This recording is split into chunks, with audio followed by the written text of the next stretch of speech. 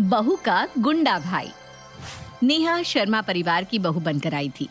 पवन और नेहा की शादी काफी धूमधाम से हुई थी। अगले दिन रेखा के घर उसकी पड़ोसन सुनीता आती है। बधाई हो रेखा बहन, अब तो तुम सास बन गई हो, बहू जो ले आई। हाँ सुमन दीदी, ये तो है। हाँ तो सास जैसे ही रहना, वरना ये आजकल की लड़कियां ना सर पे चढ़ जाती है। अभी से दबा कर रखोगी तभी सही रहेंगी। हाँ जी, आप बिल्कुल सही कह रही हो दीदी। बाकी तो आप बहुत समझदार हो, अपने हिसाब से देख लो क्या सही है। ये कहकर सुनीता वहां से चली जाती है। तभी नेहा भी उठ जाती है। नेहा, आज का तो ठीक है, लेकिन हमारे घर में औरतें ना टाइम से उठ जाया करती है। ठीक है माँ जी, अब से देर नहीं होगी। चलो अब सभी के लिए कुछ बना दो।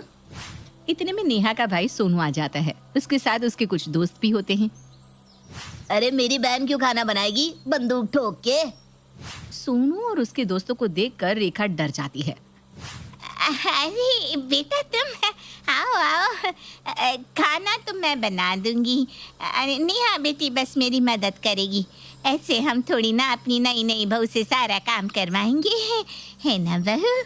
नहीं माँ जी, मैं खुद बना लूंगी, आप आराम करो। और भाई तुम यहाँ इतने सुबह सुबह, सब ठीक है ना? कुछ नहीं, बस देखने चलाया। तू ठीक तो है ना? कोई दिक्कत तो नहीं है ना बंदूक ठोक के? नहीं भाई, मैं बिल्कुल ठीक हूँ, यहाँ सब अच्छा है। अच्छा फिर मैं चलता हूँ, तू अपना ध्यान रख और कुछ भी बात हो तो बस घर के बाहर आवाज दे दियो, मैं आ जाऊंगा। ऐसा कहकर सोनू अपने दोस्तों के साथ वापस चला जाता है। बहू, तेरा भाई इतने लड़के लेकर क्यों आया था? यहाँ किसी से कोई गलती हो गई थी क्या? अरे नहीं माँ जी, वो तो सोनू के दोस्त हैं। असल में सोनू को कई लोग जानते हैं, उसकी जान पहचान काफी अच्छी है ना, इसलिए सब उसके दोस्त बन जाते हैं। इतना कहकर नेहा अपने काम में लग जाती है। सुमन अपने पति सूरज के साथ रेखा के घर आती है। कोई है क्या यहाँ? हाँ जी बताइए, क्या हुआ? मैं हूँ। वो हमने सुना कि आपको किराएदार चाहिए, हमें भी कमरा चाहिए था किराए पर। अच्छा, फिर तो ठीक है, चलिए मैं आपको कमरा दिखा देती हूँ। हाँ जी चलिए। रेखा उनको ऊपर की तरफ ले जाती है और कमरा दिखा देती है, और नीचे आते समय नेहा को सुनाकर कहती है, जी ये नीचे वाला एरिया है, इसमें मेरा परिवार रहता है। हम लोग शांति से रहने वाले लोग हैं, झगड़े और गुंडों से दूर रहना ही पसंद करते हैं। हमें बिल्कुल ऐसा ही घर चाहिए था, ताकि हम इस पर कब्जा कर सके। क्या मतलब? अरे इनका मतलब है कि रह सके। हमें भी गुंडे बिल्कुल पसंद नहीं है। ये लीजिए किराया, हम लोग अभी से ही शिफ्ट हो रहे हैं। सूरज रेखा के घर शिफ्ट हो जाता है।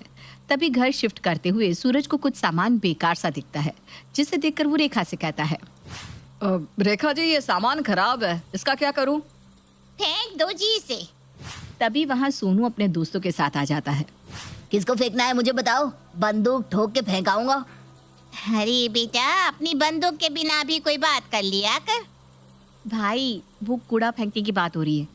अच्छा वो छोड़, तू यहाँ कैसे आया? कुछ नहीं, दोस्तों के साथ बैठा हुआ था, भूख लग गई तो सोचा तेरे पास आ जाऊं। सुना है रेखा आंटी बहुत अच्छा खाना बनाती है बंदूक ठोक के। हाँ तू बैठ, मैं बस अभी बना कर लाई। नहीं माँ जी, मैं बना कर ले आती हूँ।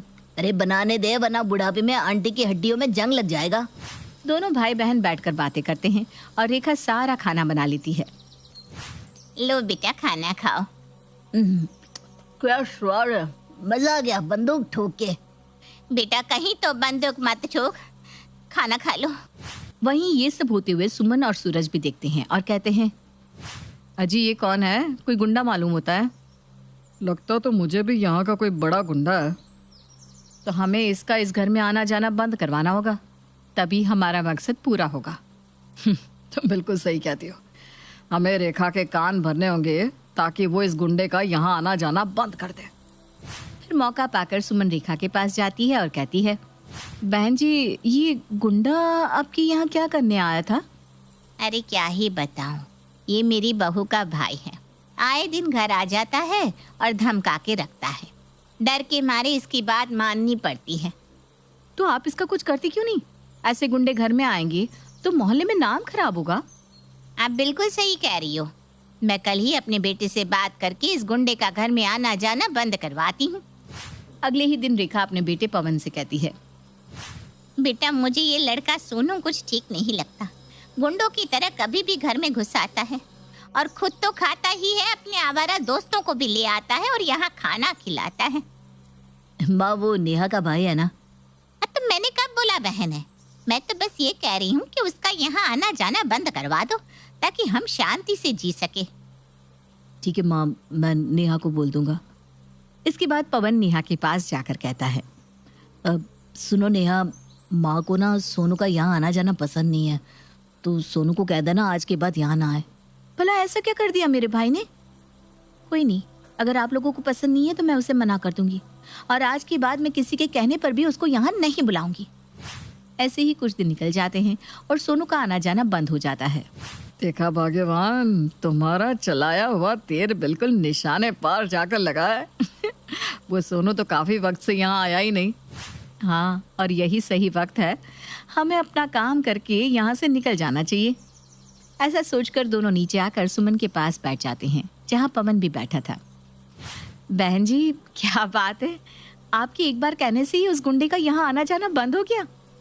हाँ, अपना तो ऐसा ही है। ये घर मेरा है तो यहाँ ऑर्डर भी तो मेरा ही चलेगा ना। हाँ हाँ वो तो है, लेकिन आज के बाद से ना यहाँ ऑर्डर सिर्फ हमारा चलेगा।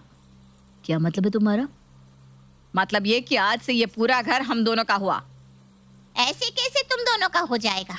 किराएदार हो, अपनी हद में रहो, वरना उठाकर बाहर फेंक देंगे। ओहो, देखो तो सही, हमें उठाकर बाहर फेंकने की धमकी दी जा रही है। इतना कहकर सुमन एक बंदूक निकालकर पवन के सर पे लगा देती है। अब बोलो, कौन घर से बाहर जाएगा? अरे ये क्या कर रहे हैं आप लोग? अरे यही तो हमारा काम है, पहले तुम जैसे लोगों को फंसाना, फिर तुम्हारी जमीन अपने नाम कराना और किसी और को बेचकर भाग जाना। ये तुम दोनों ठीक नहीं कर रहे हो। नेहा, नेहा जल्दी यहाँ आओ। अरे ये सब क्या है? कौन हो तुम दोनों? छोड़ दो मेरे पति को। बहू, तुम जल्दी से सोनू को बुलवा लो, वही इन दोनों को ठीक कर सकता है। हाँ नेहा, जल्दी से सोनू को फोन करो। नहीं, आप लोगों ने तो उसको यहाँ आने के लिए मना किया था ना। अरे मैंने तो माँ के चक्कर में मना किया था, वरना मैं भला अपने साले को क्यों मना करता। सोनू तो मेरा प्यारा प्यारा साला है, जल्दी से बुला लो ना। अरे बहू मुझे माफ कर दे, मैं इन दोनों की बातों में आ गई थी और सोनू को आने से मना कर दिया। अभी तो जान गले में अटकी हुई है, अभी उसे बुला ले बेटा। अपना उल्लू सीधा करना कोई तुम दोनों माँ बेटे से सीखे। ये रोना धोना बाद में करना है बुढ़िया। चल पहले यहाँ अपने सिग्नेचर कर। चल अपनी जमीन हमारे नाम कर दे जल्दी जल्दी। हाँ जल्दी कर वरना तेरे बेटे को मार देंगे। हाँ हाँ करती हूँ। रेखा पेपर पर सिग्नेचर कर देती है। अरे वाह, ये हुई ना बात। चलो जी, अपना तो काम हो गया। इतने में ही सोनू आ जाता है। अरे इतनी जल्दी कहाँ है जाने की, बंदूक ठोक के? अभी तो मेरे एंट्री होना बाकी है। ए, तू यहाँ कैसे? किसने बुलाया तुझे यहाँ? मुझे जब यहाँ आने के लिए मना किया ना, तभी मुझे कुछ गड़बड़ लग रही थी। तब से मैं इस घर पर नजर रख रहा था और देखो तुम चोरों को पकड़ भी लिया मैंने। अरे मेरे बेटा, तू आ गया हमें बचाने के लिए। बचाने नहीं, मरने आया है। ये देख, हमारे पास सच में बंदूक है। और मेरे दोस्त है ना जो घर के बाहर खड़े हैं, उनके पास तो दो दो बंदूक है। अरे रेखा जी, ये तो प्रैंक था। हम तो प्रैंक वीडियो बना रहे थे। हम तो सच में डर गए। अरे आंटी जी, प्रैंक करते वक्त कैमरा भी तो साथ में रखते हैं ना। तभी वहाँ पुलिस आ जाती है और सूरज और सुमन को अरेस्ट करके ले जाती है और चोरों को पकड़ने के लिए सोनू को इनाम भी मिलता है। बेटा ये तेरा ही घर है, जब तेरा मन हो तब आ जाया कर। आज तू ना होता तो शायद ये घर ही ना होता। अरे आंटी, ये मेरी बहन का घर है, इस पर तो मैं आज भी ना आने दूं बंदूक ठोक के। सभी लोग हंसी खुशी रहने लगते हैं।